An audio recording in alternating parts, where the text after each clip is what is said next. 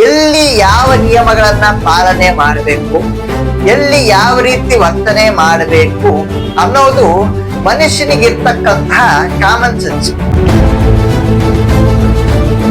ಓಂ ನಾರಾಯಣ. ನಮಸ್ಕಾರ ವೀಕ್ಷಕರೇ.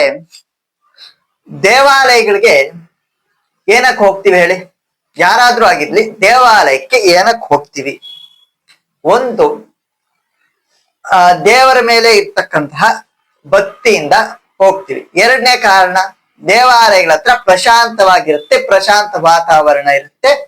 ಎಷ್ಟೇ ಒಂದು ದಿನದಲ್ಲಿ ಎಷ್ಟೇ ಸಮಸ್ಯೆಗಳಿದ್ರು ಏನೇ ಇದ್ರು ಸ್ವಲ್ಪ ರಿಲ್ಯಾಕ್ಸ್ ಆಗುತ್ತೆ ಅಂತ ಪ್ರಶಾಂತ ವಾತಾವರಣಕ್ಕೋಸ್ಕರ ದೇವಸ್ಥಾನಗಳ ಹತ್ರ ಹೋಗ್ತೀವಿ. ಆ ರೀತಿ ವರ್ತನೆ ಮಾಡಬೇಕು ಅನ್ನೋದು ಮನುಷ್ಯನಿಗೆ ಇರ್ಬೇಕಾಗಿರ್ತಕ್ಕಂಥ ಮಿನಿಮಮ್ ಕಾಮನ್ ಸೆನ್ಸ್ ಅಂತಾರೆ.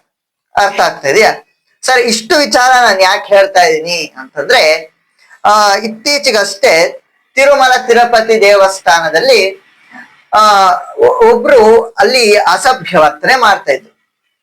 ಅಂದ್ರೆ ಆ ವಿಡಿಯೋ ಇಲ್ಲಿ ಹಾಕ್ತೀನಿ ನೋಡಿ. ಈ ರೀತಿ ಕೆಲಸಗಳನ್ನ ಪುಣ್ಯ ಕ್ಷೇತ್ರಗಳಲ್ಲಿ ಮಾಡಬಹುದಾ? ಅಲ್ಲಿ ತಿರುಮಲ ತಿರುಪತಿ ಇಂತಹ ಪುಣ್ಯ ಕ್ಷೇತ್ರಗಳಾಗಿದ್ರೆ ಪುಣ್ಯ ಅಂತ ಹೋಗ್ತಾರೆ ಅಲ್ವಾ?